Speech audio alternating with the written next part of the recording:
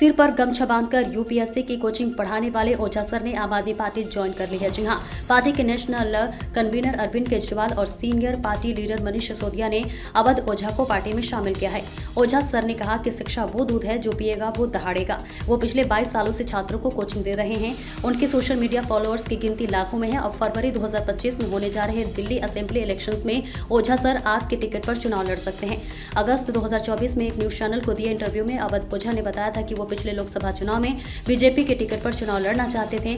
उन्होंने पार्टी से प्रयागराज सीट का टिकट मांगा था, मगर मिला नहीं। पार्टी ने उन्हें कैसरगंज से लड़ने के लिए कहा था, मगर उन्हें प्रयागराज से लड़ना था। उन्होंने बताया कि अपनी मां के मना करने पर वो कैसरगंज से चुनाव नहीं लड़े। इसके बाद उन्होंने कांग्रेस से अमेठी सीट पर लड़ने के लिए टिकट मांगा। शुरुआत में पार्टी इसके लिए तैयार थी, मगर बाद में किशोरीलाल शर्मा को इस सीट से टिकट मिल गया। सबसे पहले मैं आम आदमी पार्टी और आम आदमी पार्टी के सर प्रमुख अरविंद केजरीवाल जी, मनीष सिसोदिया जी, सबको सहृदय से धन्यवाद देता हूं कि उन्होंने मुझे राजनीति में आकर शिक्षा के लिए काम करने का अवसर दिया है। शिक्षा एक ऐसा माध्यम है जो परिवार, समाज और राष्ट्र की आत्मा है।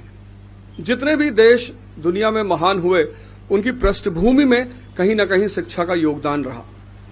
तो मैं आज अपनी इस राजनीतिक पारी की शुरुआत पर आप सबसे ये बात साझा करना चाहता हूं, जैसा कि हमारे नेता मनीष सिसोदिया जी ने कहा कि अगर मुझे राजनीति और शिक्षा में से कुछ चुनना हो तो मैं निश्चित तौर पर शिक्षा को चुनूंगा।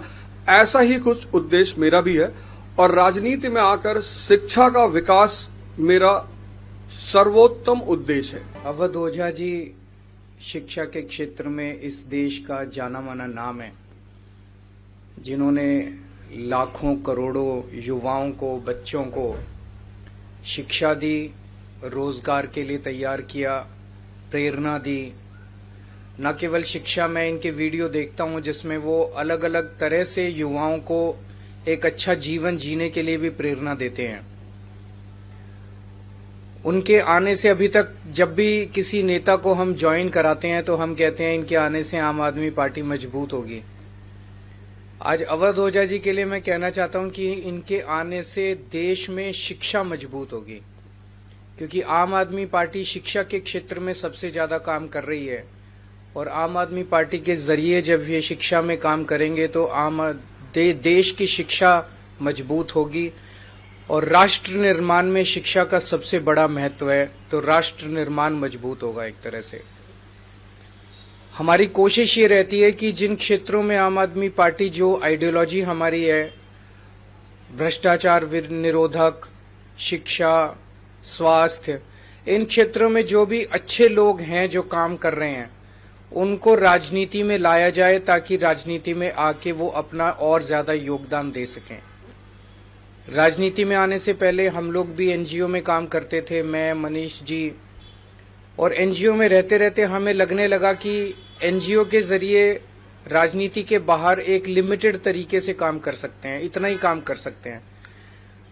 जैसे मैं सुंदर नगरी की झुग्गियों में काम करता था तो वहां पे 2 या 3 सरकारी स्कूल थे। उन सरकारी स्कूलों को ही ठीक कराने में पूरी जिंदगी बीत जाती है हमारी।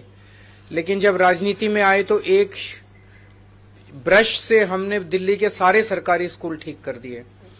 तो अवध ओझा जी अब जब राजनीति में आए हैं तो वो शिक्षा के क्षेत्र में, रोजगार के क्षेत्र में खासकर एक बहुत अहम भूमिका निभाने वाले हैं, जिससे दिल्ली को और देश को बहुत फायदा होगा। तो मैं तहे दिल से अवध ओझा जी का पार्टी में स्वागत करता हूं।